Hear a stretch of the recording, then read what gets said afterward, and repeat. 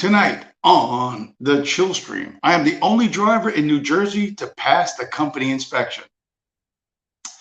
We show you how billionaires do what they do and Bitcoin succeeds where everything else fails. All that and so much more coming up in 2 minutes.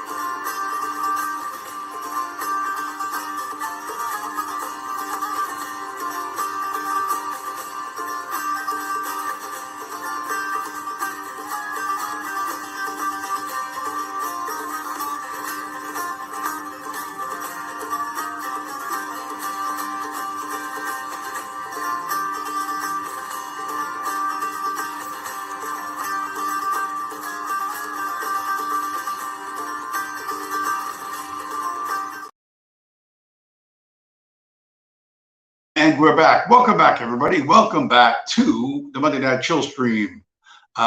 Make sure to smash up that like button because I like the feedback. That's why. That's the only reason why you should do that.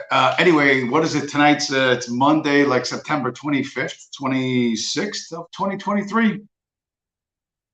And as per usual, the internet and social media, the algorithms that run things, the algorithms feed me. I am like a whale. I just thought of this. I literally just thought of this. I am like a whale in terms of content producers because I feed off the algo, like algae. I feed off the algorithms, the stuff that the Google algorithms and the Facebook algorithms feed me, which is good because they feed you a lot of shit. You got to screen through it all, and then you have to come up with content, which I do magically and almost semi-professionally every single week. So in the teaser, I said I was the only guy who passed the company inspection. So this was when was it? Friday? It was Friday. Yeah, Friday afternoon. They said, "Oh, listen, you got to go meet the manager at." I think he drove over from Queens. He wants to inspect your van, which now I don't use the van. I just leave it parked most of the time. I was like, yeah, sure, no problem. And I'm thinking, oh shit, I don't even know if the thing's gonna start. I haven't moved it in months. So I go out there, stick the key in, and it's cranking like super slow. It's like ruh, ruh, ruh, ruh, ruh, ruh, ruh, ruh. Oh shit, this thing's not gonna start. I gave it a break. I gave it like a minute break. I tried it again, and it started. Hooray! So I put some gas in it because the tank was almost empty, and I drive up to the airport so they can inspect the van. I'm hoping they don't look at it too close and notice that there's some stuff missing, but whatever. So I go to where the manager is. I know where his car is. We met over by the SAS terminal, SAS cargo, not the passenger terminal. So I go there, and he comes. He's talking to me, blah blah blah blah, this and that. Oh yeah, da da da. Oh, this looks great. This is all new. No, no, no, no. I'm like, yeah, it looks great because I don't use it. But I didn't tell him that. And he says, how's it going? Oh, everything's pretty good. On the way up there, another guy had given me a job up to Boston. He said, listen, Mikey just gave me a drive job up to Boston.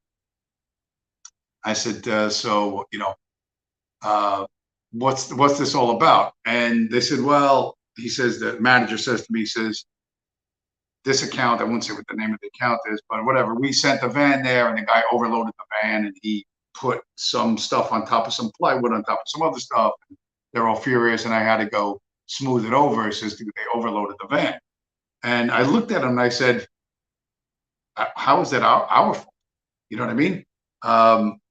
What does it have to do with the driver? It's like, Virgil Doc, Purple Heart. Welcome to the show, sir. Virgil Doc, a like button smasher for certain. So management's, you know, once again, this is really common. They screw up and then they try and find a way to blame the drivers. They get all the details of the job and they're supposed to assign the correct job to the correct driver with the correct vehicle. They failed to do that. They overloaded the guy. They had whatever they did wrong.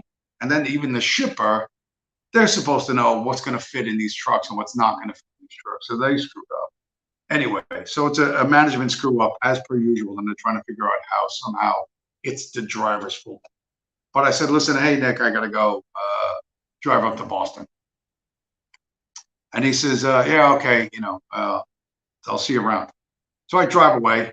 And what I actually did was I got the piece that was going to Boston in the van, dropped my van off back at my apartment, got in my car, and then drove to Boston. I'm not driving the van, whatever, like 500 miles for nothing. Drive a van that gets 20 miles to the gallon for 500 miles, or drive a car that gets 35 miles per gallon for the same distance. So that was that. And so the next day, the guy who told me I had to go for the inspection calls me up and he says, hey, what happened with you and Nick yesterday? I said, nothing. I went there with my van, blah, blah, blah, chat. You know, everything's cool. He said, you're the only driver that showed up. He said, they told all 10 Jersey drivers that they had to show up, and you're the only driver that showed up. So I started laughing. I said, well, you know, I said, it's Newark Airport. It's close for me. It's easy. I said, to be honest, if you would ask me to do a van inspection by driving the thing to Queens, you know, I said, I really would have been against it. He said, well, guess what? He says, everybody that did not show up on that day, they have to drive to Queens, and now we have to inspect their vans at the base. So I laughed my head up. It was like, you know, only the white guy, because I think it's all Spanish dudes, other than me, you know, did as instructed, fulfilled the requirements, even though for me it was a show. It was a bit of a deceptive show. Anyway, so that was like part of my week. And then the next day, and then I fucking made a huge fucking mistake on Saturday. They called me up and they said, you want to pick up in some town that I thought was south of me and go to Virginia Beach? I said, yeah, I'll do that. Turns out the fucking town was north of me. So I had to go like 40 miles north. I got there before the doctor was home. It was a private residence. Guy shows up as an Indian doctor driving a black Ford F-150 with rims, extra wide tires, and like a 6-inch lift kit. I did not expect that. Anyway, so I get the, it's supposed to be 2 pieces, 150 pounds. It was 2 pieces, maybe 50 pounds. Whatever. Okay, drive down. Now I got to drive to Virginia Beach, which was like 380 miles one way in the fucking pissing down rain. Whatever, just go. I got the pieces from him at 4:20, at 16:20, and off I went. After like fucking 6.5 hours of just stopping long enough to like put gas in the car, grab a Red Bull, take a piss, and fucking get back in the car. I look at, because I know the way down to Virginia Beach. I'm like, okay, let me see how far I am from my actual location distance-wise. And I was still like over 140 miles away. I'm like, oh, this is too fucking depressing. So I get down to Virginia Beach, get to the facility, and person looks at the boxes. I said, no, this is not for this location. These are for the other location. And I'm like, what? I was like, what are you talking about? They're like, oh yeah, our other facility. I'm like, I didn't even know you had another facility. Where is it? Oh, it's not that far away. Turns out it's another 15 fucking miles away. So by like 11:40, I had gotten this all done. And I was really fucking unhappy and really fucking tired and driving through the rain all the time. Now I got to drive home. So, so whatever, I gas up the car, another fucking Red Bull, and I got home, I think, at 5:30 in the morning on Sunday. Fucking sucked. And then Sunday day, I only did my job. But that's the life of, the exciting, privileged life that I lead.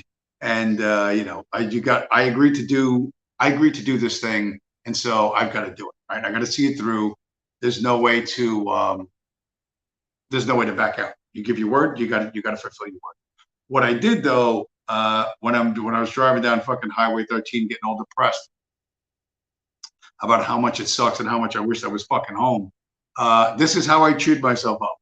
I chewed myself up because, and I really didn't want to do this, but I just smashed up the buy button for $500 worth of Bitcoin. I'm like, there's a reason why I do this, is to keep a roof over my head. But if I think about the future and I don't want to have to fucking do one of these 14-hour fucking Virginia things in the fucking rain, I don't want to have to do that again. I want to be able to go, nah, give that job to somebody else. In order to do that, I have to think about the future. So, just putting my money where my mouth is, and then, which is very, very, very important. And most people don't actually do that. But who else does that? And then I just saw this. This is Mr. Giga Chad himself, Michael Saylor. I just saw this literally right before the show came on. He bought another $147 million worth of Bitcoin at 27,000 and change. That's like another 5,000 Bitcoins. He now owns or controls 158,000 Bitcoins. He just made that buy recently. We're moving on. We are moving ahead everywhere, and nothing can stop us. Nothing can stop us. I saw this video. I'm not going to show the video because it's like a 25-minute video, but I got a screenshot of it of where you can find it on YouTube. Should you want to find it, the YouTube channel is Cointelegraph, and the title of the video: "The Truth Behind Cuba's Bitcoin Revolution: What It Really Looks Like." And it's about, I don't know if you can see it on the screen, 26-minute video of this English dude who's a Bitcoiner, works for Cointelegraph website or magazine or whatever that is. And he went down to check out the Bitcoin scene in Cuba, and the people he was filming, they had to blur out their faces. Some people still didn't want their faces being shown. But the people in Cuba, there are restaurants, there are shops in Cuba, like little roadside stands that take Bitcoin. So Bitcoin is everywhere, even in communist countries. And in the video, the guy says that the Cubans actually shut off the internet. They actually did shut off the internet last year for a week, not much longer than a week. So if they shut off the internet, you don't lose your Bitcoin. But to see these people, these Cubans, talk about, Bitcoin is freedom money, and they use all the same language that I use: orange pill, blah blah blah, shit coins. And I was like, holy, I was like, really. I watched the whole video. I was very tickled by this. And you have to understand that the money in Cuba is called the Cuban peso, and it has no value outside of Cuba. And the official exchange rate, what the hell is the official exchange rate is? It's like, I don't know, like 23,000, or no, 230, like 230 Cuban pesos to $1 or something like that. The real exchange rate is probably like 3 times higher. And if you want to, and there's a way that that the Cuban government gets U.S. dollars. You can trade in your U.S. dollars for something like, basically they have their own CBDC down there, and you can trade in your dollars. And the Cuban government needs U.S. dollars to buy and sell things around the world, and they extract them wherever they can from their citizens. But there is a growing movement inside Cuba to use Bitcoin for everything. And the English dude is going around with his buddy, and like he buys him a glass of milk at a roadside stand. And the guy's drinking a glass of milk, and he says, "When was the last time you drank milk?" He said, "I can't remember." like I can't remember when the last time I drank milk was. And for the English guy, it was just like pennies, right? And then they went to lunch, and the guy had fish and they had lobsters. And the English guy says, "When was the last time you ate fish?" He said, "More than a year ago." Imagine not being able, like, no protein for a year. Imagine that. This is how the Cubans live. And he said, when was the last time you ate lobster? He says, "I've never eaten lobster. Lobster is not for Cubans. Lobster is for tourists." So obviously this Cuban Bitcoin bro was super happy that he was being treated this way. But for the English guy doing the documentary, doing the video, it's pennies out of his pocket. But for the Cubans, it's like they can only dream about living this way. And the way they trade Bitcoin is there's no exchanges in Cuba, right? There's no Bitcoin exchange in Cuba at all. So they trade it peer to peer, phone to phone, exactly the way Bitcoin was intended to be traded. And they have Telegram groups, and they meet up, and you either exchange the Cuban pesos for Bitcoin or whatever you have. And then they use the Lightning Network. And they exchange it, boom, right there. They get their Bitcoin instantly, and then they can save for their future. And there was some chick who's like, some woman there's buying like 25 cents worth of Bitcoin and keeping it on her phone, because she's dreaming of a day when she'll be free. And all the Cubans obviously talking about, we want to go around the world, and we want to be free, we want to be accepted everywhere, and Bitcoin's accepted everywhere, and we think if we use this freedom money, eventually we can be free ourselves. So really, really good video, really very good video. This was and you can see how slick this is. The thumbnail from the same video. Cointelegraph producing pretty slick production values. They got the cartoons, they got the beach, they got the classic cars, they got the Cuban flag. So Bitcoin succeeds where everything else has failed. Bitcoin succeeds where the CIA has failed. And this is everywhere at all times, because Bitcoin is based on real human incentives. Okay, it incentivizes the behaviors you naturally engage in, which is the desire to trade, to buy and sell, right? To have food, clothing, shelter, etc., and to save for your future, right? To think maybe there's an opportunity in front of me that could be a good, and it's everything that fiat is not. Everything that fiat is not. And we are, like I said, when I say everywhere, here's another island nation, the island nation of Japan. But the Japanese banking giant, I can't block that in, Nomura, has launched a Bitcoin adoption fund for its institutional investors. So you need to understand that this thing is going to take over the entire planet. I'm not joking when I tell you everyone's going to get on this train, because they understand that $400 trillion of debt is unrepayable. And when it's a giant mountain of debt, to be certain, but when it collapses, it's really going to fucking collapse.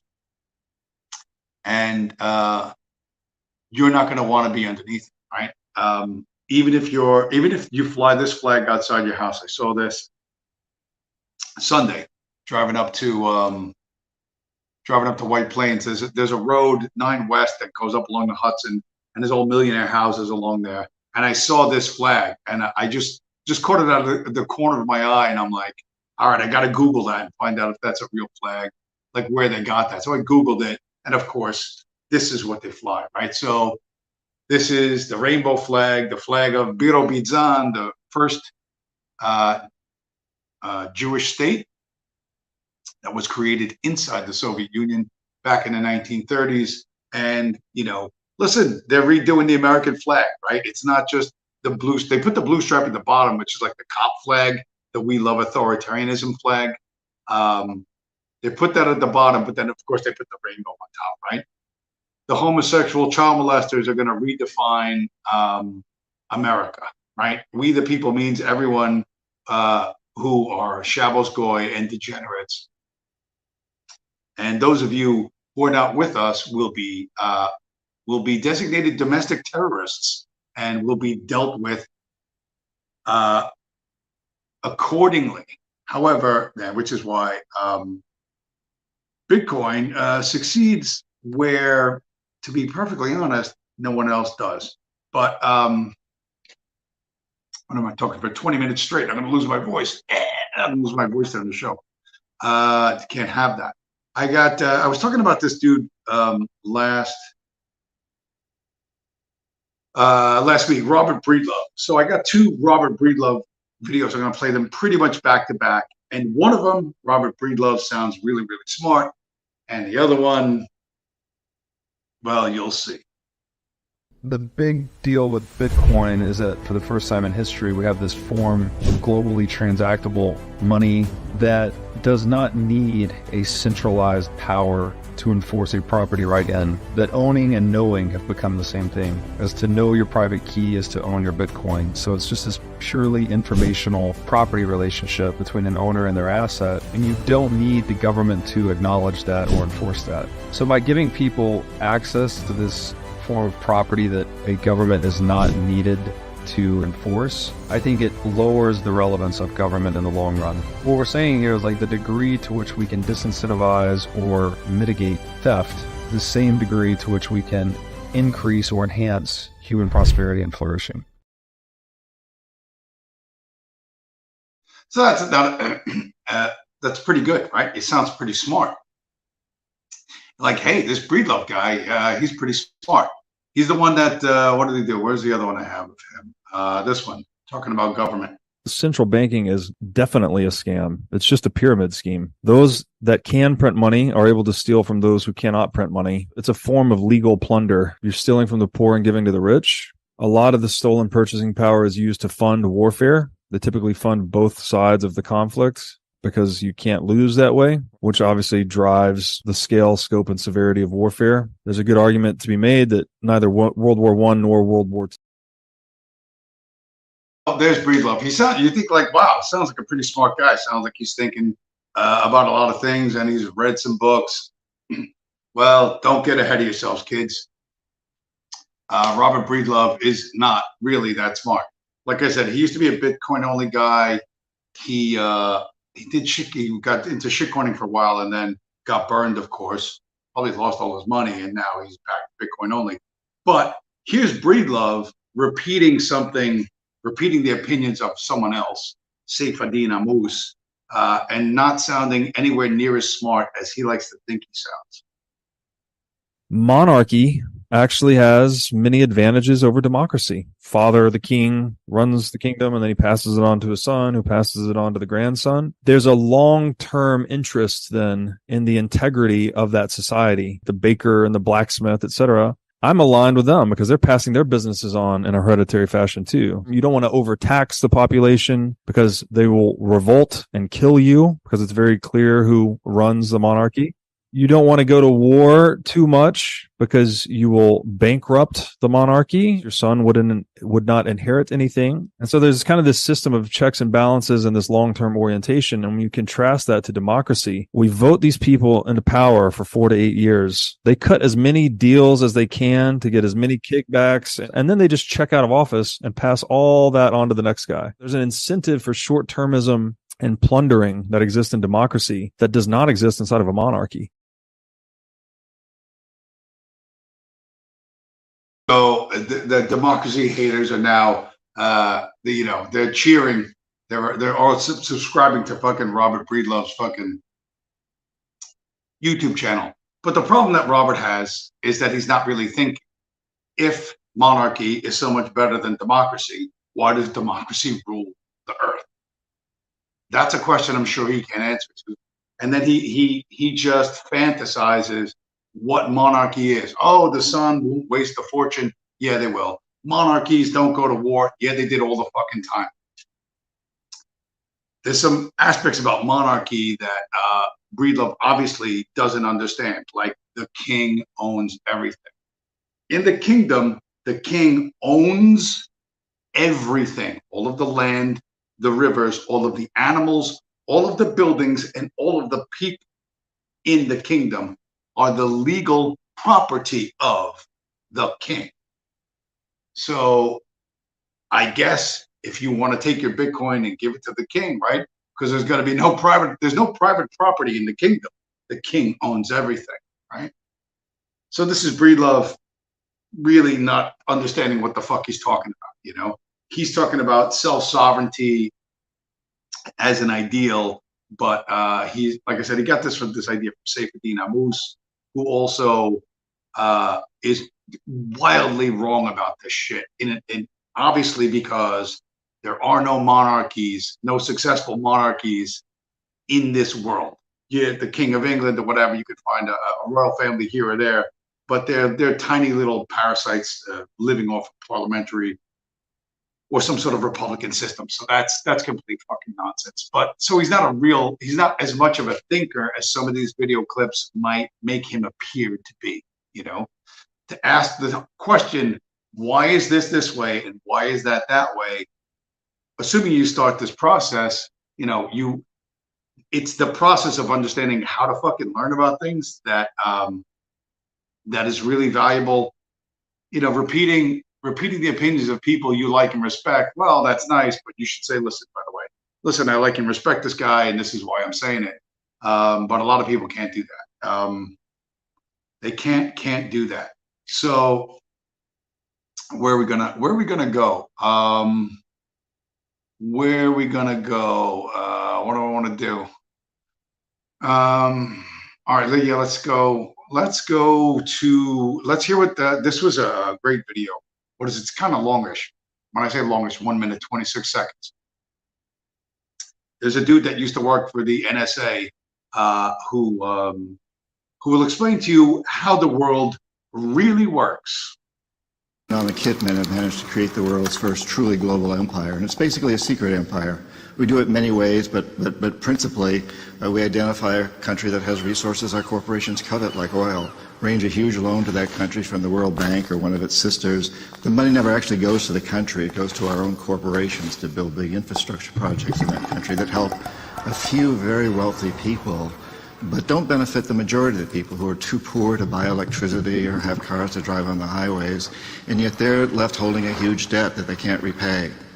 So we go back at some point and say, you know, you can't pay your debts. Give us a pound of flesh, sell your oil real cheap to our oil companies, vote with us on the next critical UN vote, allow us to build a military base in your backyard, something along these lines. And when we fail, the jackals go in and either overthrow or assassinate these leaders. And if the jackals fail, as they did in Iraq, then we send in the military. I don't think the failure is capitalism. I think it's a specific kind of capitalism where we've developed, we've created what I consider a mutant viral form of capitalism. And this mutant form of capitalism, which I think is really a predatory form of capitalism, has created an extremely unstable, unsustainable, unjust, and very, very dangerous world.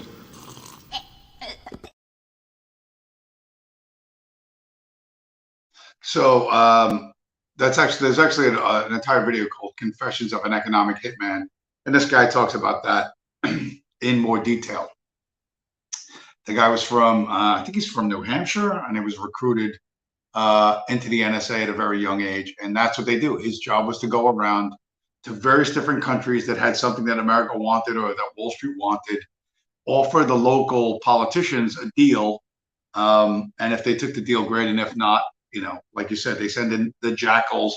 Here come the terrorists. Here comes ISIS. Here comes Al Qaeda. Here comes Red Army faction, Action Direct. Whatever. Any of the terrorist groups that used to exist, that still exist.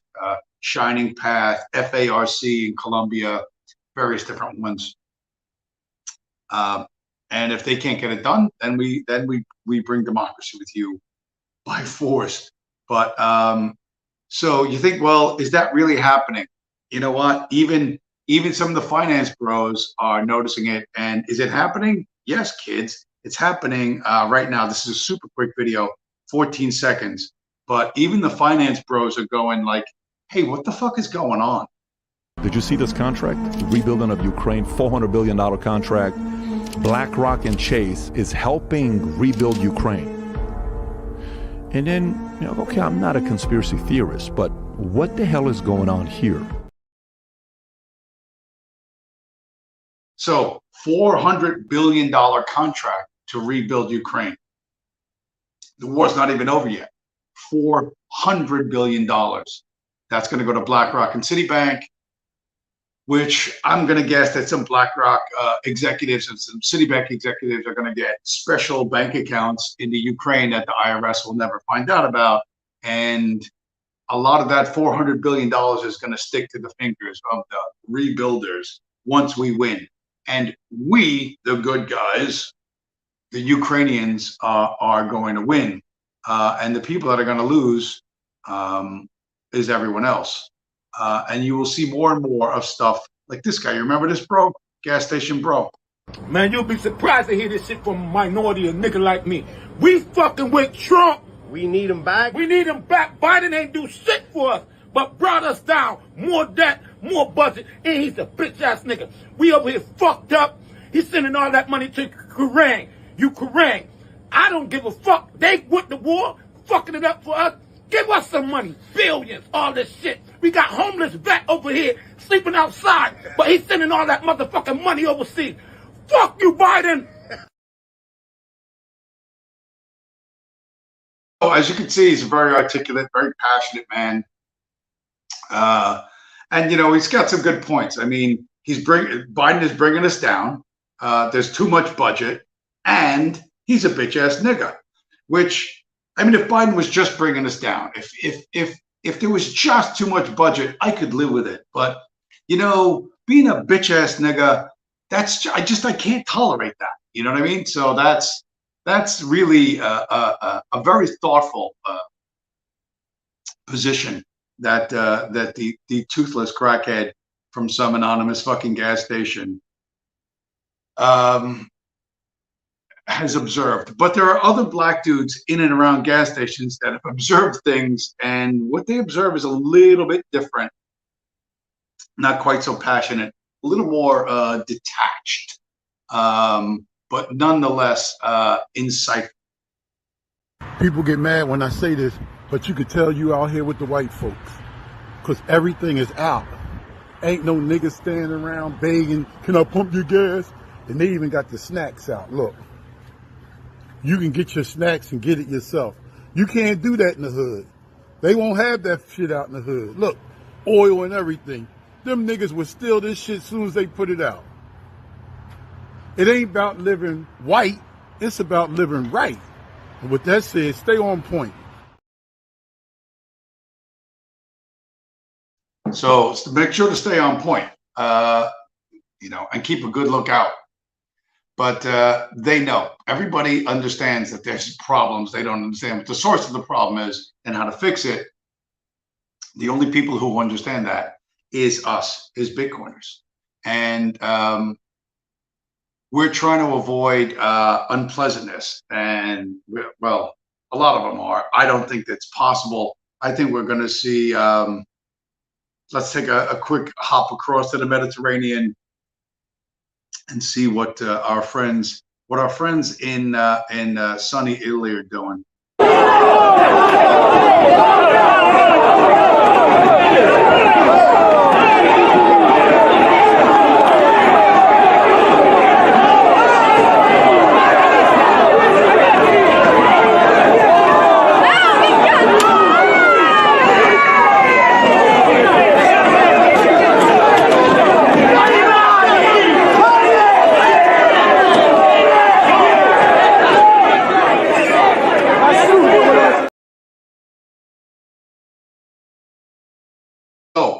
If you read the text above there, it said that the 500 euros a month that they were giving of unemployment benefits to Italian citizens has been cut off by that super popular chick with the blonde hair, like the blonde female Trump of Italy. She's shutting off the €500 a month stipend that the unemployed in Italy get, and giving €1,000 to migrants.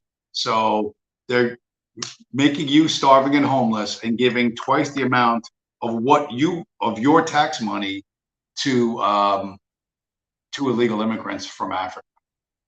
So are the Italians upset? Yeah, they're upset. Are they going to be able to do anything about it? Probably not. You know what I mean? This is to understand that you don't really live in a democracy. For all the democracy haters, you don't live in a democracy. You haven't lived in a democracy since fucking 1913, right? The establishment of the Federal Reserve at the end of 1913, beginning of 1914, like instantly, they went to fucking war instantly. You got to think about we entered World War I within 3 years of the establishment of the Federal Reserve, the first aggressive overseas war that America ever fought, and then Wall Street financed the Bolshevik Revolution 3 years later, 1917. So you got to understand that there's, when you compromise the money, when you compromise how people trade, the last 100 or 200 years is really central banking against everyone else. And since central banking controls the money, the incentives, eventually they're going to win. There have been a few setbacks. Things went a little slower than they'd like. But overall, they got the shit down to a science. And there's nothing you're going to fucking do to change that. Well, nothing you're going to do, like fighting with the cops, isn't going to help. Screaming in the gas station is not going to help. But there are some things that if you think differently, could work. So this was actually a decent video because it shows, again, some Bitcoin people get it, some people are not as good as they think they are. Most controversial Bitcoin takes from like the top people you'd see on YouTube. What is your most controversial Bitcoin take? There will be no need for the US dollar, and I want everyone to be able to peacefully board the arc that is Bitcoin. But I think in the future, it's just going to be a Bitcoin standard. We have a lot of confidence in Bitcoin, that it will succeed, that it's inevitable, and I worry a lot about that. Ordinals or whatever. What's all the big fuss about? I think anybody who's selling KYC Bitcoins, integrity is in question. I think Bitcoiners need to hit the gym. You got to spend your Bitcoin, get that circular economy going. I don't trust what's going on in El Salvador and Nayib Bukele. I don't think that the BlackRock ETF is going to be the big catalyst that's going to light things off. I think the catalyst is actually outside of the United States. Not everybody in the world can have a whole Bitcoin. That's an incredible amount to have. $2,600 today gives you 10 million sats, which is 10% of a Bitcoin. A couple of decades from now, that's generational wealth. I go out of my way to try and help everybody try and see what we see. I'm going to be happy with myself knowing that they can never say to me, why didn't you tell me? Ultimately, that's what I'm doing. I'm telling you. Whether or not you're listening, what you're doing about it, I don't know. But that video started with Natalie Brunell, our girl. She's really our girl. And, she says, I hope everybody peacefully goes along with this, but she doesn't think that's really going to happen. She hopes it happens. That would be nice. But, as things change, like you saw in Italy, when your economic status changes due to forces you don't control, you react poorly. Everyone's going to react poorly. So you got to be prepared for that. You really got to be prepared for that. There was one guy there that says BlackRock ETF is not going to drive things. That guy's as dumb as a fucking brick. His YouTube channel is fucking red team, blue team, Republicans this, Democrats that. It's fucking, the guy's a fucking a halfway. But Bitcoin succeeds where, I don't know if you guys remember, you probably remember a guy named Martin Sellner from Austria. He was a what was the name of the organization he had? He had like a protest organization about the migration, the migrants flooding into Austria. He was something of a controversial figure, and the left would attack him in the subway and stuff. And I think he had a fist fight with one of them or a couple of them, and pepper spray them. He was smart enough to carry pepper spray, which I think is the only can carry in Austria. And they used to do these banner drops. They would take like bunch of road flares and whatever, and drop a banner that said, like a big printed banner that said something that they would hang over some famous building, and then they would video it and they put it up on YouTube or other social media. And they got arrested. I think I don't know, they broke some law because they were doing stuff on private property and blah, blah, blah, blah. And ultimately, as this kid, Martin Sellner, got more and more popular, the USA banned him from coming here because they didn't want him to meet with any Americans. Although he did marry a really gorgeous American girl named Brittany something, or whatever, gorgeous, super cute. They ended up getting married. So good for them.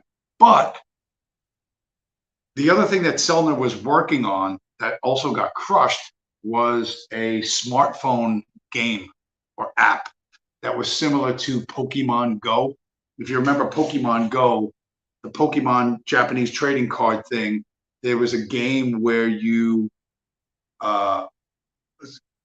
using the GPS in your phone, it would figure out where you are and it would put little fucking whatever. It would tell you that the Pokemon was whatever 10 blocks away around the corner, and people would take their phones, and when they would bring their phone to that location, they would get the video game would give them the fucking points or whatever. People were, of course, going into the fucking ghetto and getting killed.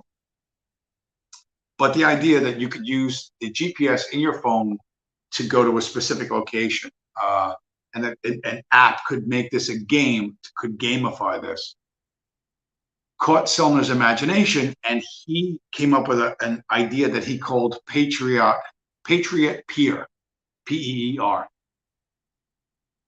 And he envisioned a game or an app you would download to your phone, and you would register as a patriot, and that where you could meet up with other like-minded people who are against and whatever, anything, UN Agenda 2130, whatever. You would all you would log on, and then you could look on your phone and see where the nearest person who supposedly was a like-minded patriot like you was nearby, and then you could meet up and have a coffee or whatever, or at least understand that you weren't alone. Well, the Patriot Peer idea got fucking squashed because it's never getting into Google Play Store, and it's never getting the Apple Store. So, but this guy was thinking of how he could use technology to advance ideas similar to him. He was considered a nationalist, Austria first, blah, blah, blah, blah. Of course, people called him a racist and everything else, which is certainly not true. But Martin Sellner was probably in the 2016, 2017 era, the most popular and successful guy doing a political pushback against the cultural changes being imposed on Europeans. He got shut down pretty fucking hard, like pretty fucking hard. And I think they also shut off his bank account. I think he was one of the first people that got his bank account cut off. Anyway, fast forward to today, and Bitcoin succeeds where Martin Sellner failed. How so, James? How is that even possible? Well, good thing you asked. Here, I got a video for you. 39 seconds. Let's go south of the border.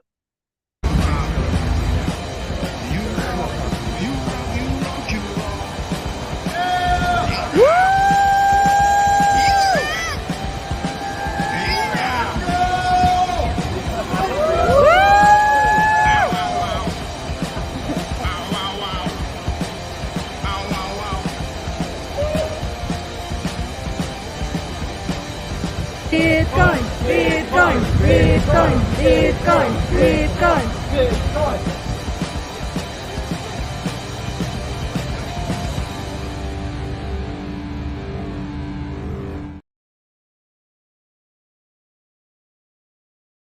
So a lot of you are probably sitting there right now going, the feeling when no red-haired Mexican Bitcoin girlfriend. But they projected Bitcoin taking over the planet on the central bank of Mexico, right? So it's not a banner drop. It's even better because they're across the street. They're not on anyone's private property, right? They get their message out. So and it stays on social media because people don't understand how seditious, how really seditious Bitcoin is. And sedition is to plot against the existing government, right? And the reason why I named tonight's stream ESG, what means, would be Bitcoin encourages sedition globally.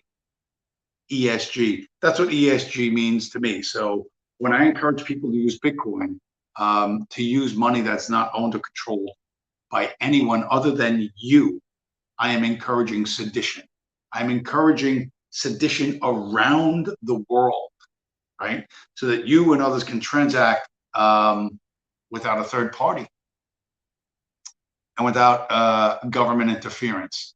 That is the most seditious, that is the most revolutionary fucking idea probably anyone's ever come up with. And for most of the people in this audience, it's probably too big of an idea for you to wrap your head around. But that's what the future is going to be. We are succeeding where everyone else fails. Every other movement, every other attempt at social change always fails because you basically, what you ask is you're asking a bunch of dissatisfied people to switch which parasite, is in charge. And ultimately it doesn't matter. Like, it doesn't really matter that most of the parasites in this world wear a small hat and don't eat bacon. That's not as important as the fact that you've got to get rid of these parasites and you've got to live freely according to your own ideas. Even if your ideas are as dumb as Robert Breedlove's fucking let's all be monarchists or whatever the fuck. I don't know what the fuck they think it is. But even if you're as dumb as Robert Breedlove, you'll still get your shot. Ultimately, once fiat dies, once the ability to, like the economic hitman said, offer resources to a country, offer a loan to a country that has resources but doesn't have the ability, doesn't want to take the time and effort to develop those resources. They'll just take the money real quick and let big American corporations develop their oil, their gold mines, their lithium, their whatever. Take the fast money, and then that fast money being fucking poisoned, then being unable to pay it back. Well, that's when Wall Street comes in with a fucking map and decides just what parts of your country they want to take over for themselves. So, and how does this all work? Well, you know what? They're super open about it. I saw this video and I was like, I can't fucking believe this. This is a guy, I think this guy's name is Trevor Noah. He's like, he's a real light-skinned black dude. He's taken over for John Leibowitz, Jon Stewart. He's taken over for Jon Stewart on The Daily Show. But this is I titled this one The Daily Show Up. But this is 1 minute and 3 seconds, and they're so confident in their control. They are so absolute in their mastery of everything. They're gonna put it right in front of your face, and there ain't a fucking thing you can do about it. Well, except Bitcoin. People argue that you cannot tax billionaires on the shares that they hold in a company because it is an unrealized gain. So they go like, yeah, you're worth 300 billion, but we can't tax you on those stocks because you haven't sold the shares. So you don't have the money, but you're worth the money, but you don't have the money. So, and I understand the argument. They go like, no, you don't have it. It's just what it's worth, because it will also crash and then you have nothing. So we can't tax you on it. Then I'm like, okay, I understand that. So you can't tax the people on a thing because they don't have it. It's just there. Okay, fine. Then Elon Musk offers to buy Twitter. He offers to buy it. And then he says in his offer, he goes, I'm putting up my Tesla stock as collateral. Then I'm like, so you do have it? Then I'm going like, wait. So you can buy a thing based on what you have. Yes. But when we want to tax you, you can say, I don't have it. Do you hear what I'm saying here? And now, like, just think of like the illogic of it. It's like it's such a fun game that like billionaires get to play because all their money is in that. Like if you earn your money as a salary, that your money just gets taxed. That's it. You can't be like the IRS comes and you can't be like, I don't have that money. So There's this guy, Trevor Noah. I think his name is Trevor Noah, comedian, host of The Daily Show, but straight up telling you, right?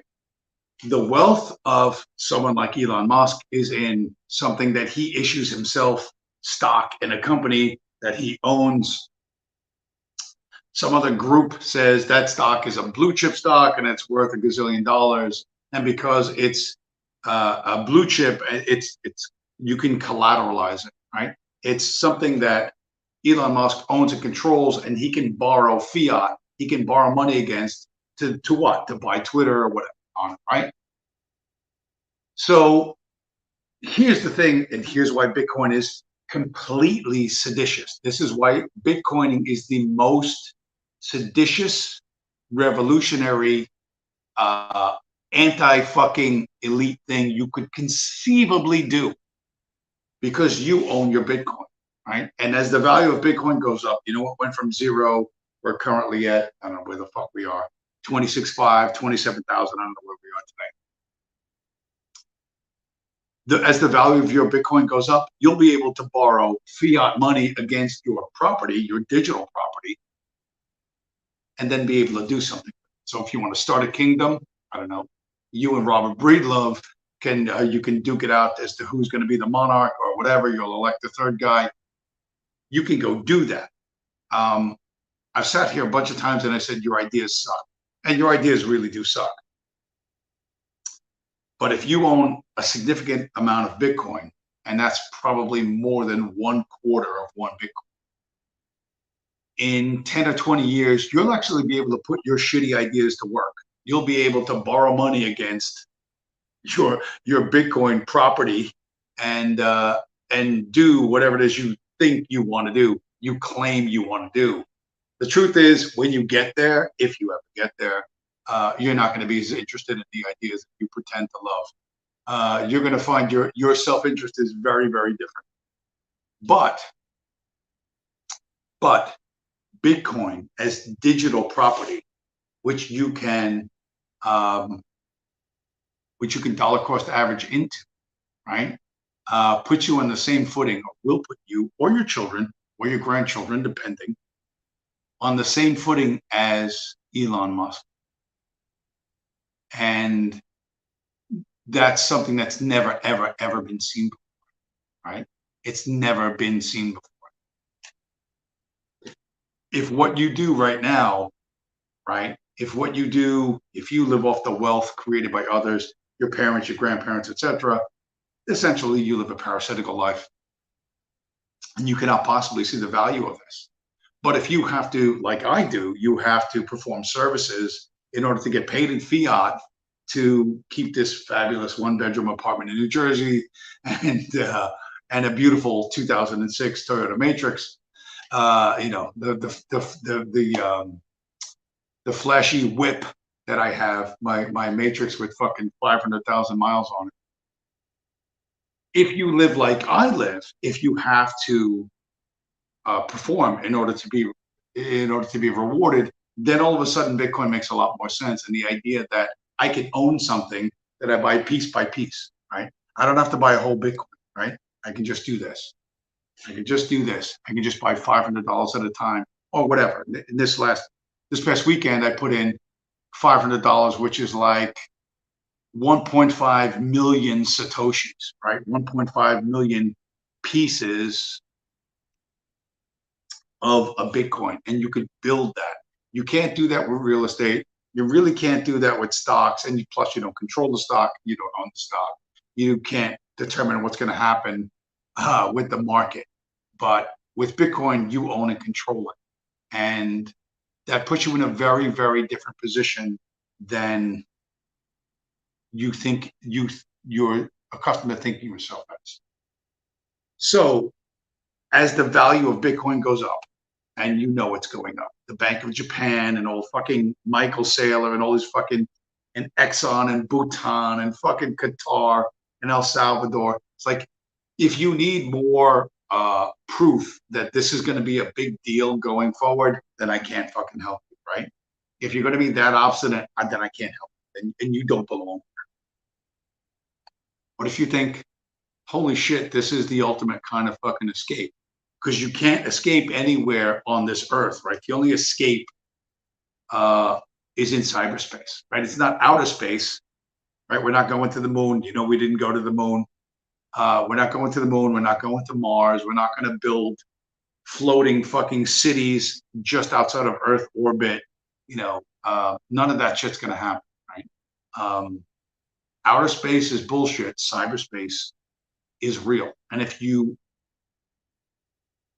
pile up your wealth in cyberspace, then no one can take it from you, right?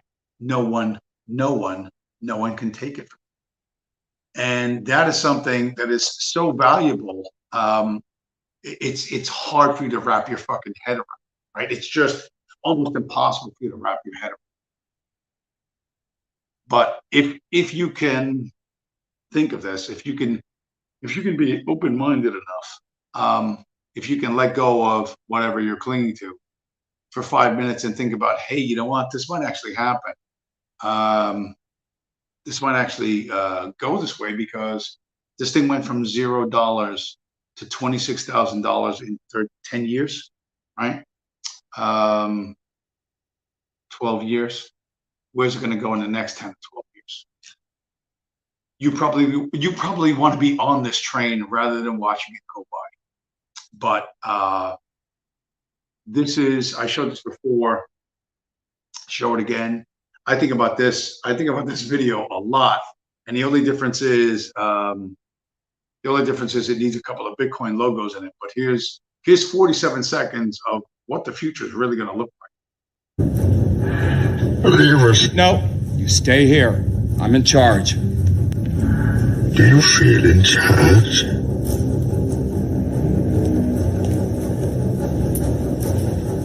I've paid you a small fortune. This gives you power over me? What is this? Your money and infrastructure have been important. Till now. What are you? I've Gotham's reckoning. Here to end the borrowed time you've all been living on. You're evil. I'm necessary evil. No.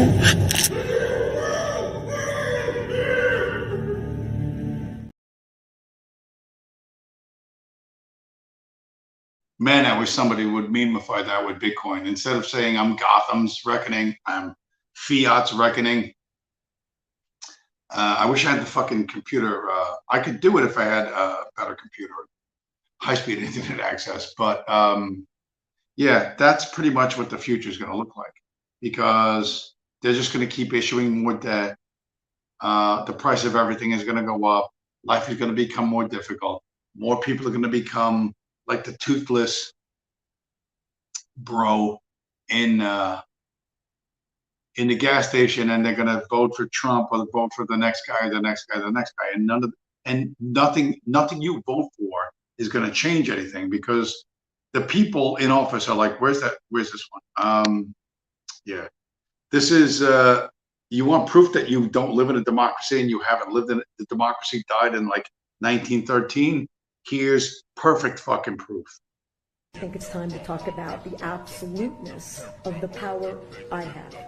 It allows me to dictate to cities or counties and are required to enforce any of the public orders or emergency orders that I have the power to execute.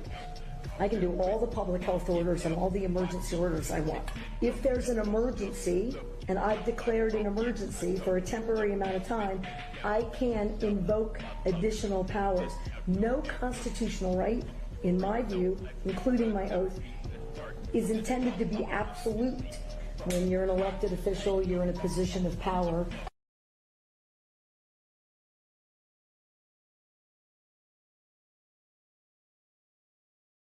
The governor of Mexico, who tried to institute a ban against carrying handguns out of concealed or openly in New Mexico due to the crisis, she claimed, of crisis of violence or whatever.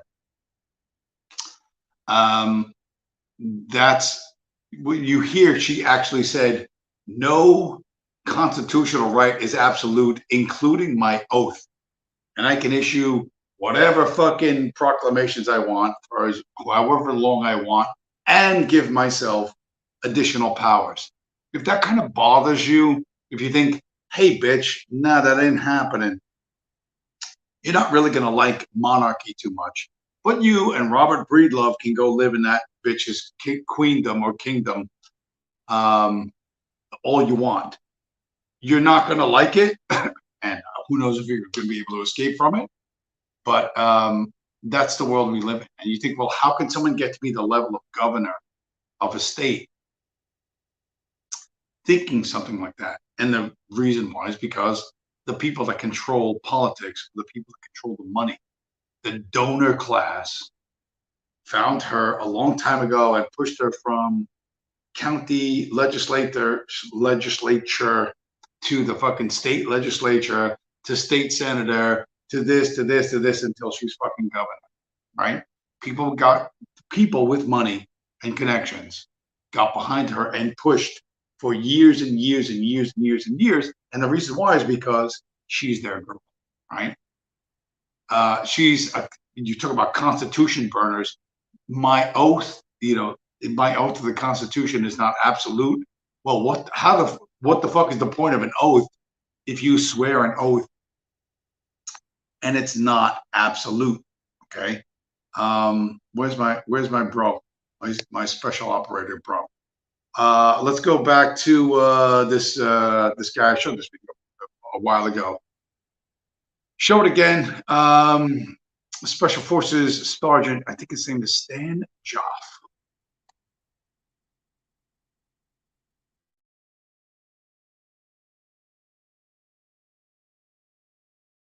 I say this to my own kids, and I've got one in the Army, and I got another thinking about it. I mean, I know it's a tough economic choice to make these days. I know the jobs suck. I know school is too expensive for a lot of people.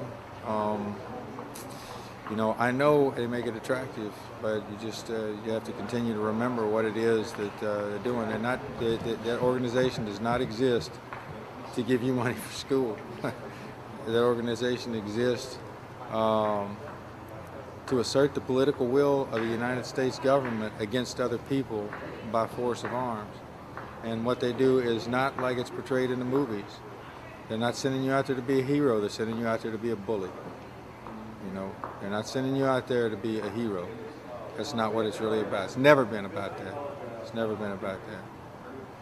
The fact that some people fight back and put you in danger is also part of the equation, but it's not, the Iraqis never presented any threat to this country. And if we leave, those Iraqis don't present any threat to this country after we leave. Why put yourself in a position to go over there and be forced by a circumstance not of your choosing to take the life of another human being who's a total stranger? Because they're not some evil caricature like you've seen in the films and all that stuff. They're people. They have mothers, they have fathers, they have sisters, they have brothers, they have children. There's people that love them just like there's people that love you. And those people grieve when they lose them, just like people grieve if they lose you. That's maybe not as dramatic and as exciting, and clear cut, and easy to understand as the sort of simple binary world of good and evil that you get painted for you, but that's not the way the real world is. And in the real world, again, you have to live with the consequences of your decisions the rest of your life. Think hard. I served in 8 conflict areas, and I raised my right hand 8 times, I raised my hand 5 times during the course of one career, and took an oath. And that oath was to protect and defend the Constitution of the United States from all enemies, foreign and domestic. I went to 8 conflict areas. I never met a single person who was an enemy of the United States Constitution. Not one. There are no enemies of the Constitution. I did spend a lot of time going out there again and becoming a political instrument, for transnational corporations, and to preserve American, military and political supremacy around the world. But that's not in the oath. That's not in the oath. There were nobody threatening the Constitution in Vietnam. There was nobody threatening the Constitution in Grenada, Guatemala, El Salvador, Colombia, Peru, Somalia, Haiti. I went to all those places. I never met anybody that was a threat to the Constitution or the principles of the Constitution, for that matter. You know, I just met people. I just met people, and they put me in circumstances where I had to do a lot of things that I wish I didn't have in my head right now. You know.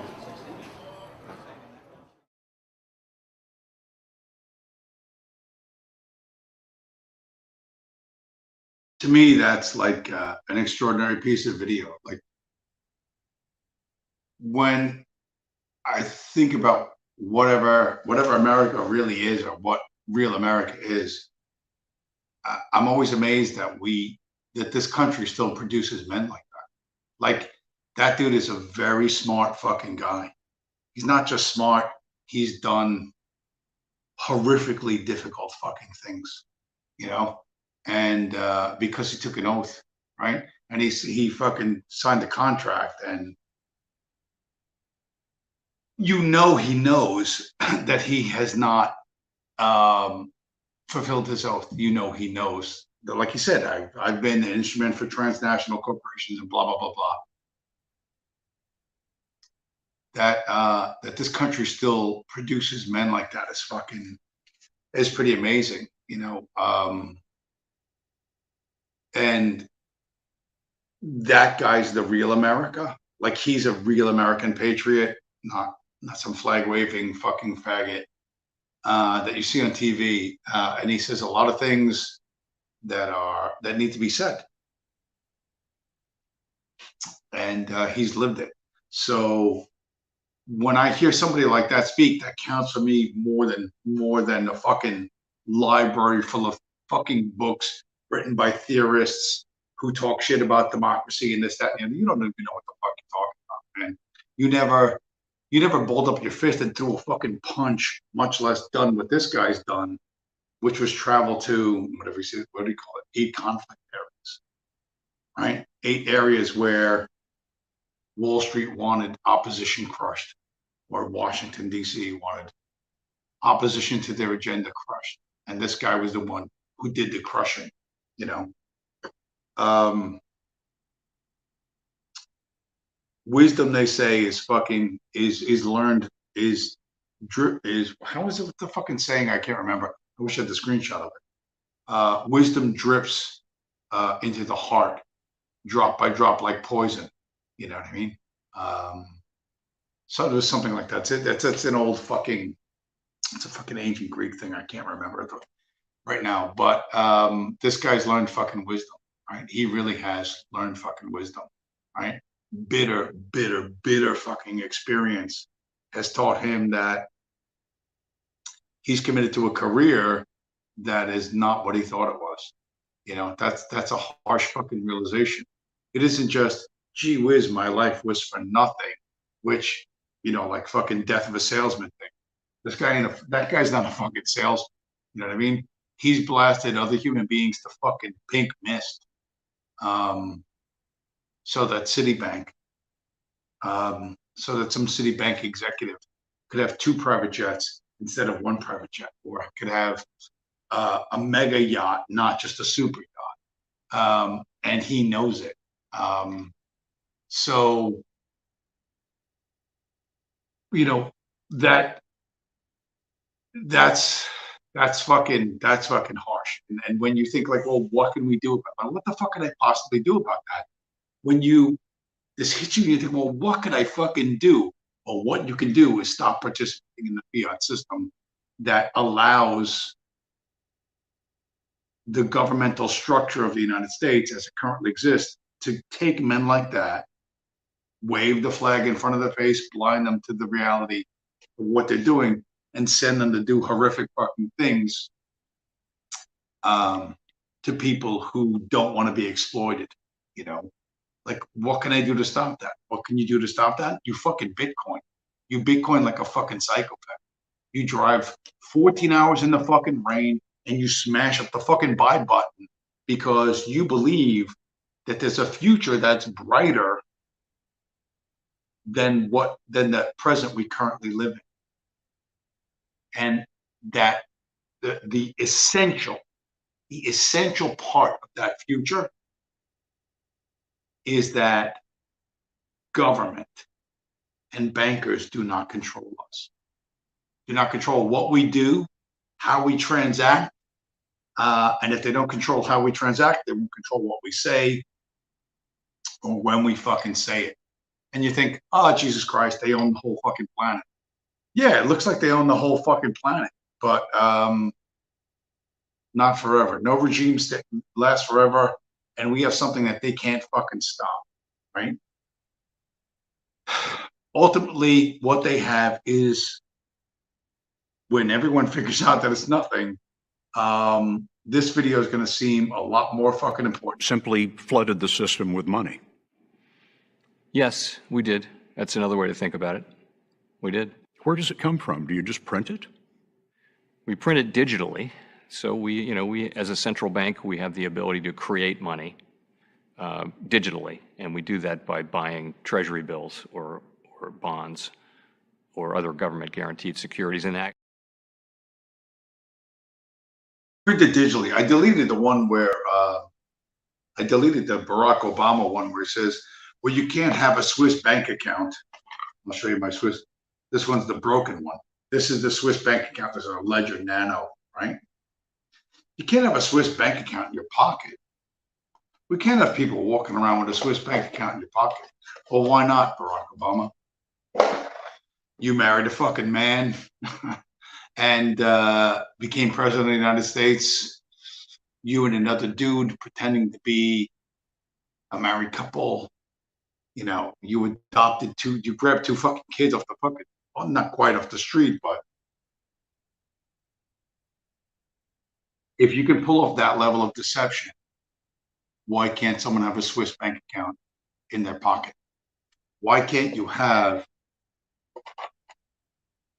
$10 million or $20 million on one of these fucking devices? Because you can. They say, well, yeah, if you would have bought it in 2009, yeah, okay.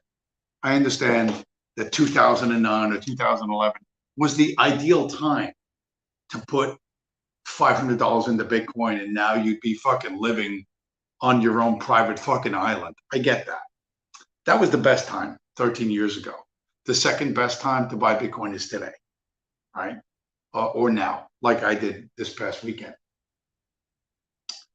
And I did it because I expect a brighter future than my current present, right?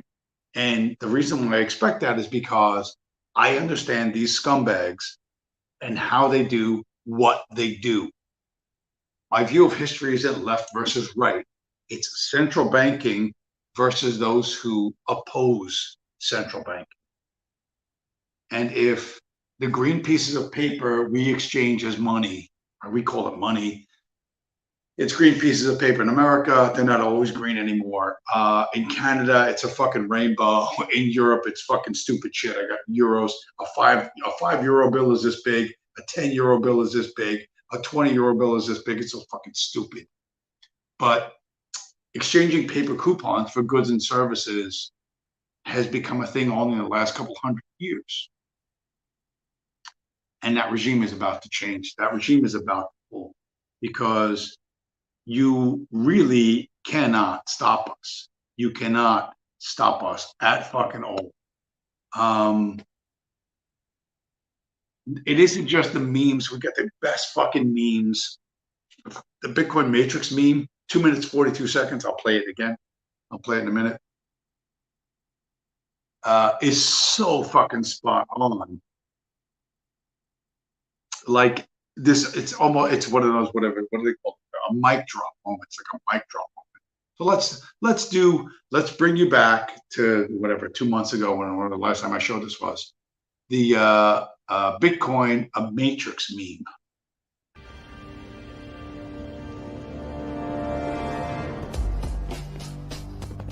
Fiat is a system, Neo. That system is our enemy. When you're inside, you look around, what do you see? Businessmen, teachers, lawyers, carpenters, all thinking that they earn for themselves, believing the money they use is a tool of trade, not of control. You have to understand that most of these people are not ready to see it. Many of them are so invested, so hopelessly dependent on the system, that they would fight to protect it. Were you listening to me, Neo? Or were you thinking about cheap money? Look again. Freeze it.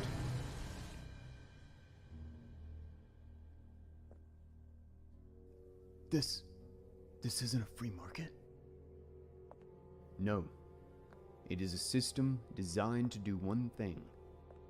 Take power from us and give it to them. Who are they? Cantillionaires. They can manipulate and steal any value stored within their system, directing us into a dystopia where they say we'll own nothing, but be happy. Within Fiat, they are the masters, and we are the slaves.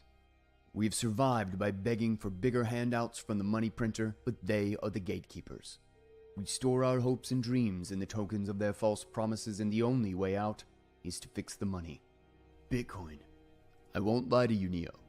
Every other attempt at independent money and every electronic cash has died. But where they have failed, Bitcoin will succeed. Why?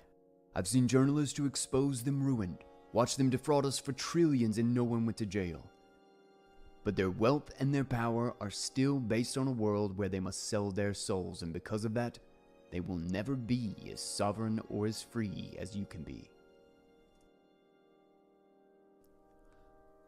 What are you trying to tell me? I can sell my Bitcoin for millions one day? No, Neo. I'm trying to tell you that when you're ready, you won't have to.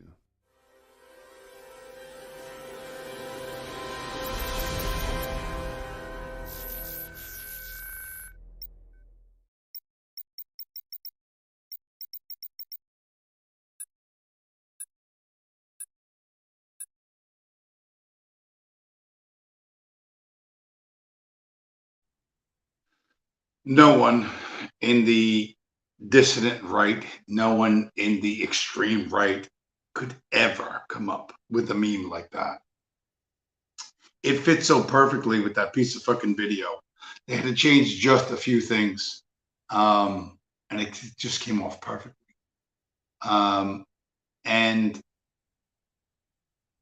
it's as a standalone message. I'm not sure there's anything better out. I'm not really sure there's anything better out there. But where are we? What are we doing?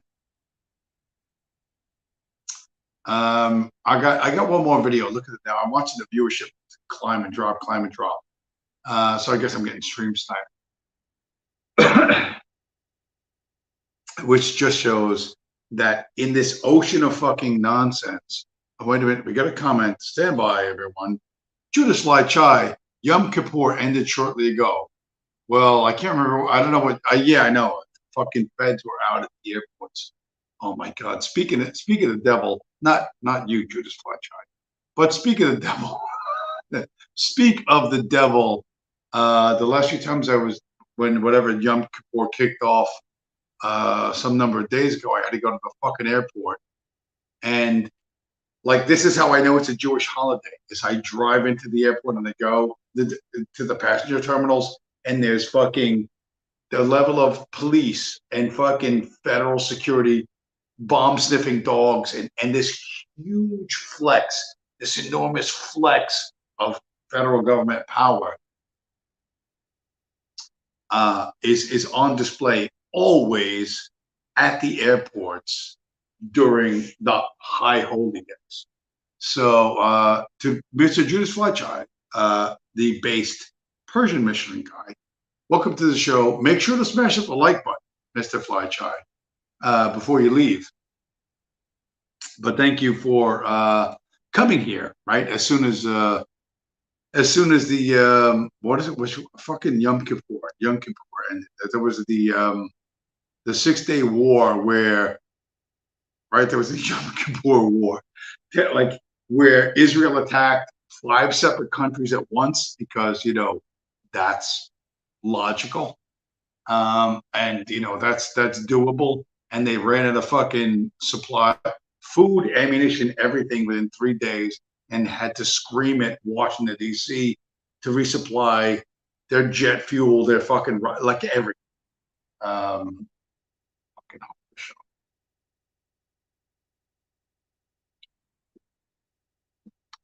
But the ability for Americans to produce things of value for the rest of the world that a small, brave democracy that shoots 10-year-old children can call on when the smartest, most moral army in the world fucks up in the way that they normally fuck up. The fact that occurred, not what's probably occurred on multiple occasions, but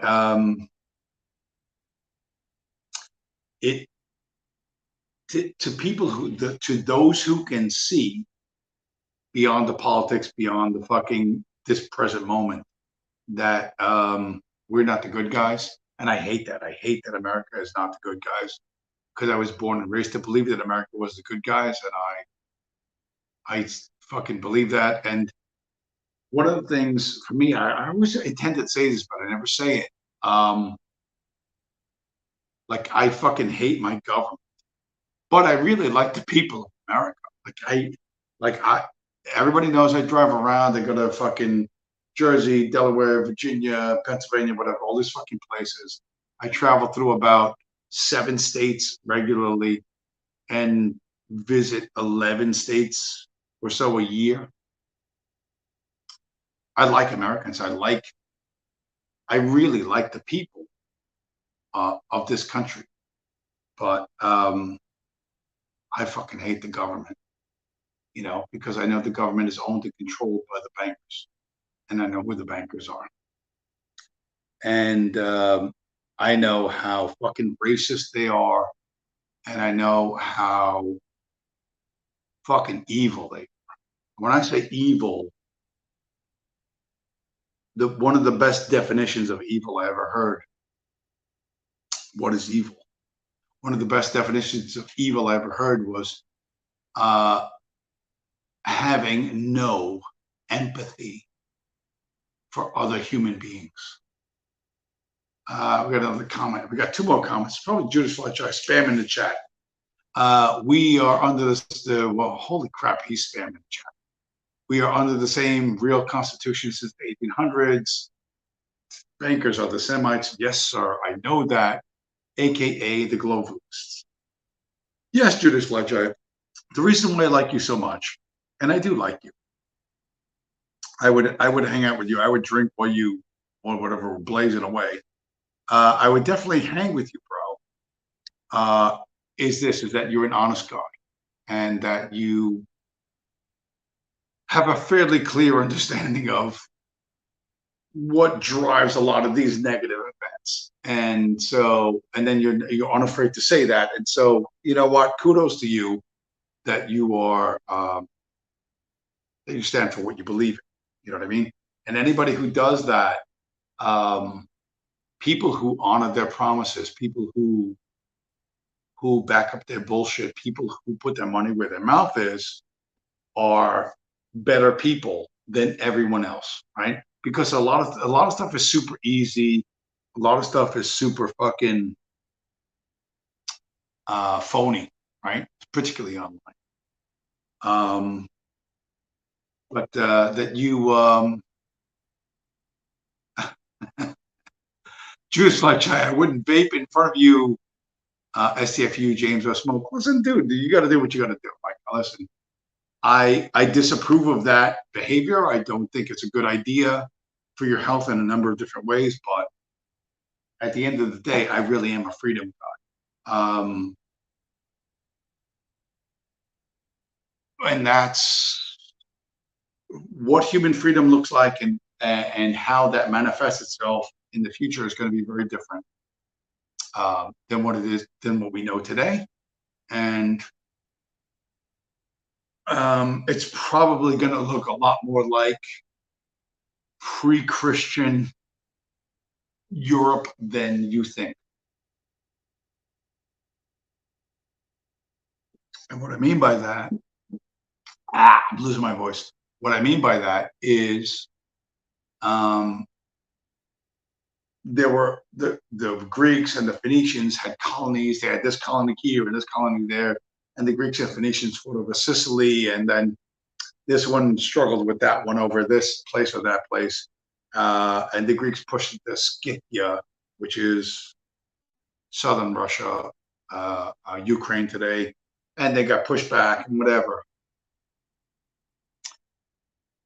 The idea that we're not happy where we live. We're gonna go live, we're gonna go start somewhere else.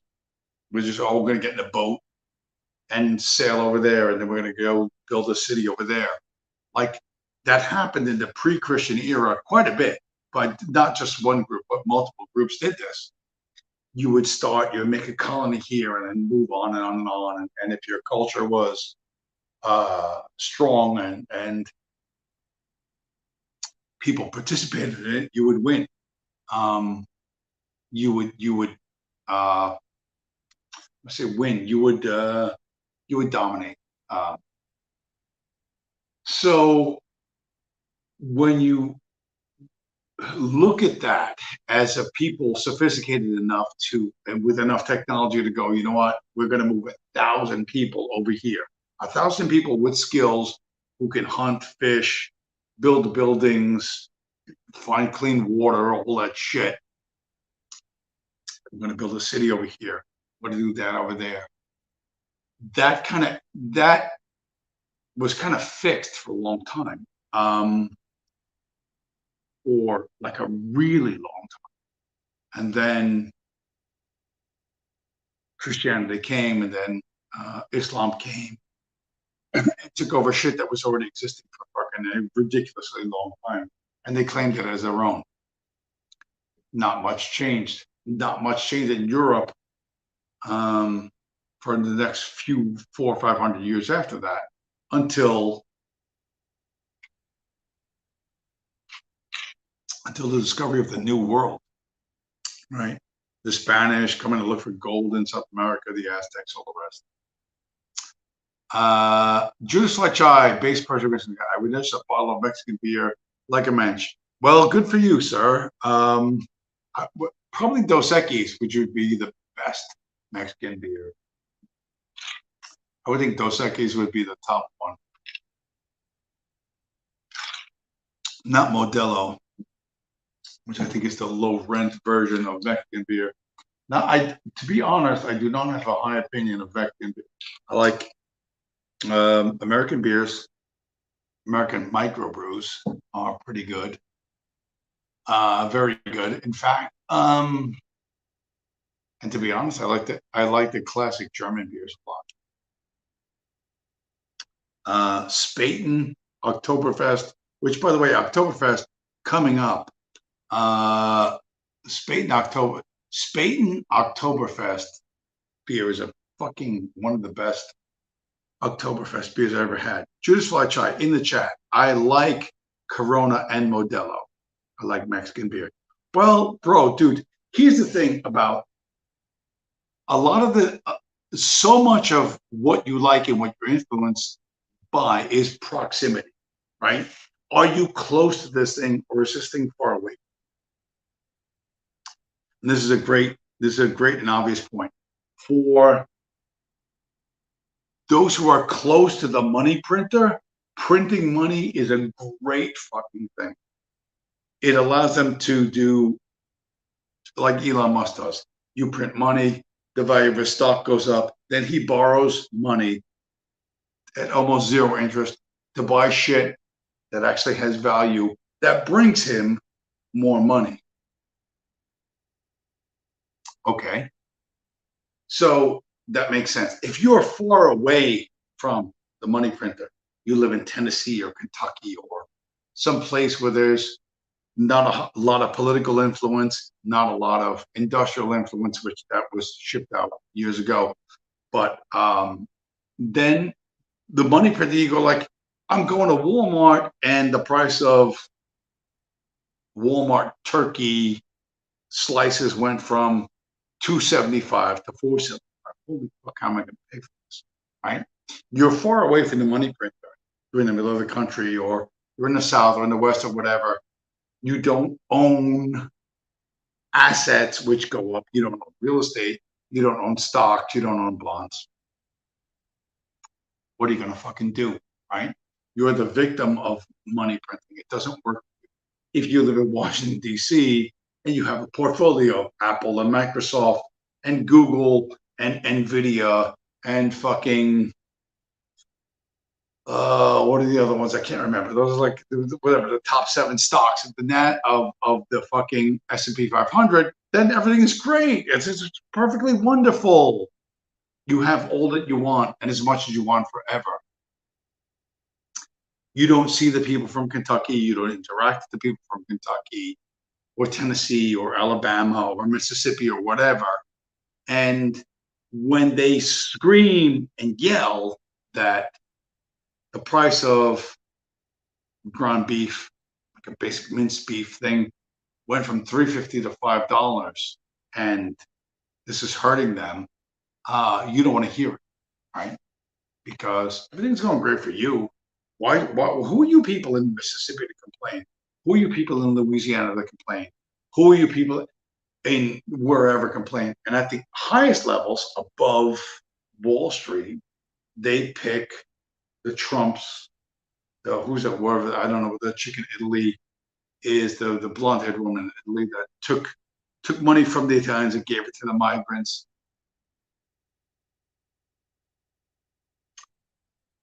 The people who pick that go, oh, you're complaining? Here, let's do this, let's do that. Let's make you out to be Bible-clinging, gun-toting domestic terrorists. And let's bring all the fucking force and weight of the federal government against you. That's what's going to happen. And what people like me and these other people, and I want to mention, and I'll show them again. I'll show it again twice. Same video twice in the same stream, James. Really? How fucking lame are you? But let's go with controversial Bitcoin takes. What is your most controversial Bitcoin take? There will be no need for the US dollar, and I want everyone to be able to peacefully board the ark that is Bitcoin. But I think in the future, it's just going to be a Bitcoin standard. We have a lot of confidence.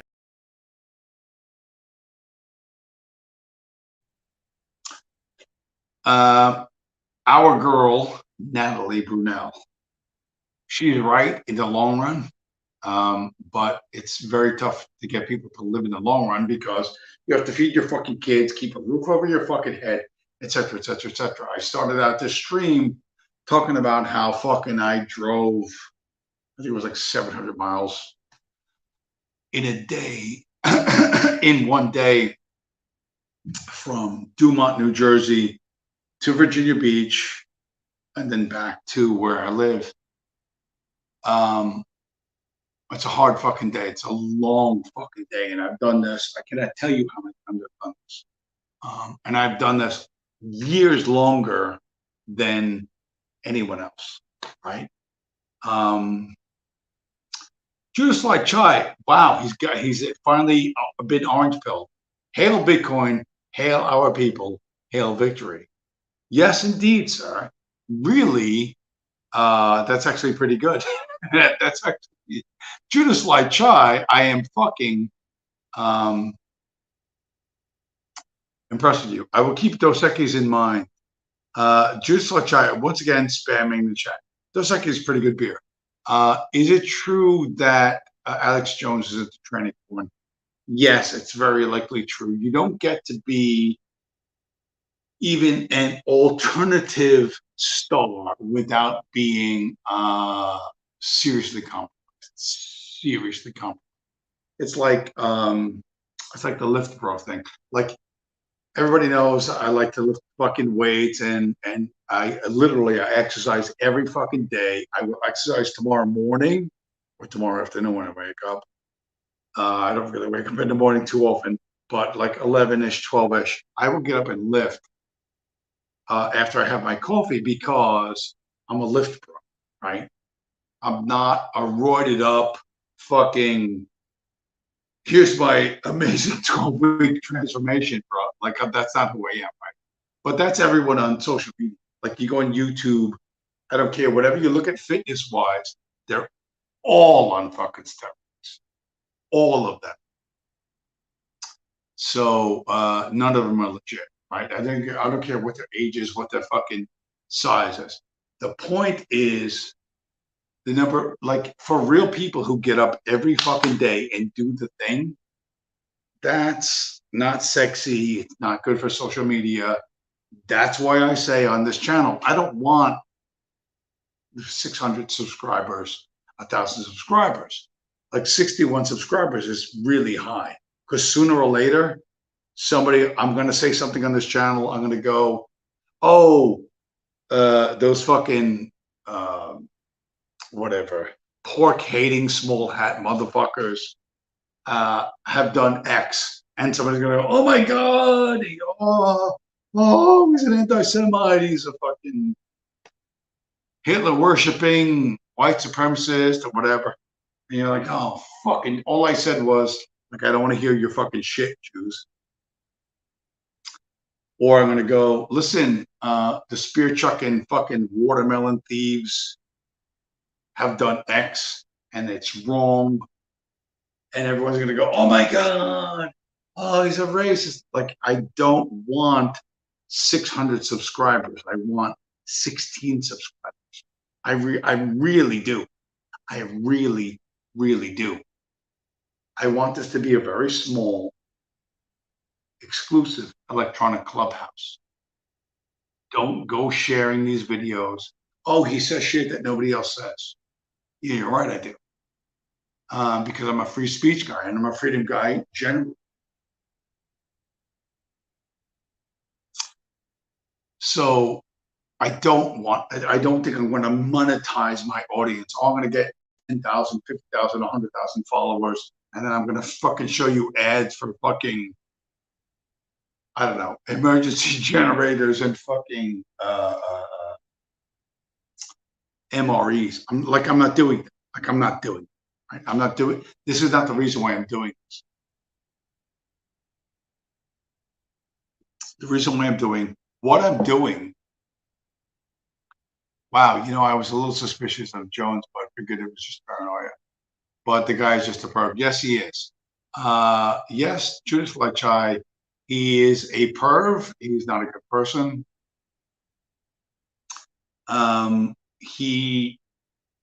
be honest, listen, no regular dude gets in a room with fucking transgender crackheads like that. There's no way you get in that room. You have to push like a motherfucker to get in that room. Like, you really have to be committed to that. You have to go through this and this and this and this. An incredibly tiny number of human beings have ever done that. And they are deeply fucking flawed human beings. I mean, beyond deeply flawed human beings. So they take Alex Jones. Jones has connection. Judas Fleischai in the chat. I'm looking at the chat right now. In the comments. Judas Fleischai in the chat writes, Jones has connections to the Masons. He admits to it. The Masons are a fucking goy version of, they're Shabbos goy from a couple hundred years ago, but they're still Shabbos goy. Here's the thing. You don't end up with your dick in a transgender dude's ass, which is just really another dude, a dude with a fake tit job, by accident. There's no way. There's no way. Like, hey, I was going home from the gym, and then accidentally all my clothes fell off, and my dick fell inside a transgender bro. That doesn't happen. Okay, that doesn't happen. It has never happened, and it never will happen. You have to fucking really push to get into that. So is Jones that guy? Yes. Does he serve the agenda generally, yeah, as a pressure release valve, in the sense that all the conspiracy theorists, blah blah blah blah, get involved in this shit, and they waste their time and energy instead of going, hey, wait a minute, the motherfuckers behind the money printer are in charge of them, right? Money talks and bullshit walks. Money talks and bullshit walks. Money talks and bullshit walks forever. It's never not true. It is always true that you need to put your fucking money where your mouth is. And people are going like, you look at the screen, you go, oh, big deal, $500. You know what? I had $500 at the time in my account. So I smashed the buy button. It's about doing what you say you believe in. And Alex Jones believes in whatever's convenient at the moment. And it's all about distracting you from the fact that you work harder and harder for less and less. You, your children, your grandchildren will have less and less. You don't live in a fucking democracy. You live in some type of fucking monarchy or fucking single point of failure system. And that's the only choice available to you. But I'm suggesting to you to look to the left, look to the right, look above, look below, and understand that there are other choices available to you. This, right? This does not have to be America's future. There is no fucking law, there's no reality that says that this shit, this fucking abomination has to be America's future.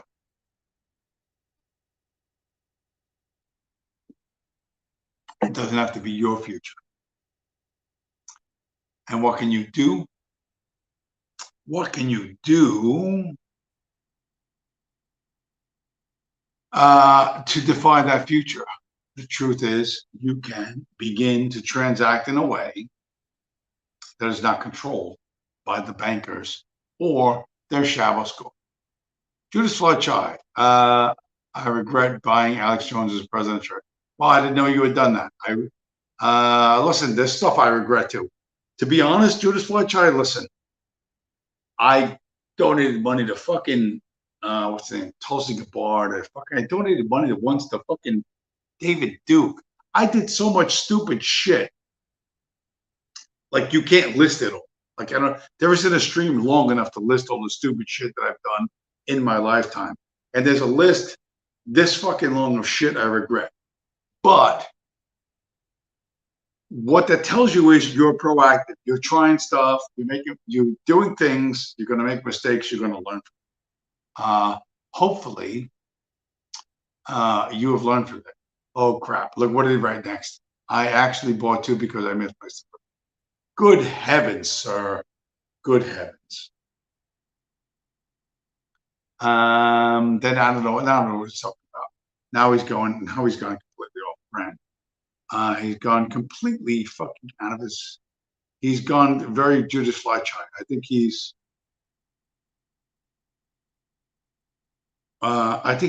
blazing away too hard. So take some time, sir. Focus your mind and return to us when you have some clear thoughts. Anyway, where am I? Like, I'm almost 2 fucking hours. 1 hour, 43 minutes. Like, going like a psychopath. I think that's pretty much enough show. Like, not only did I go through everything I had for this week, I'm like recycling shit from months ago, which, to be honest, I may do in the future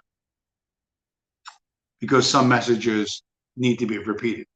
At any rate, to everyone who showed up, Judas Fletcher, Virgil Lock, Purple Heart, everyone who is lurking in the chat, the stream snipers, everyone else, smash up the like button.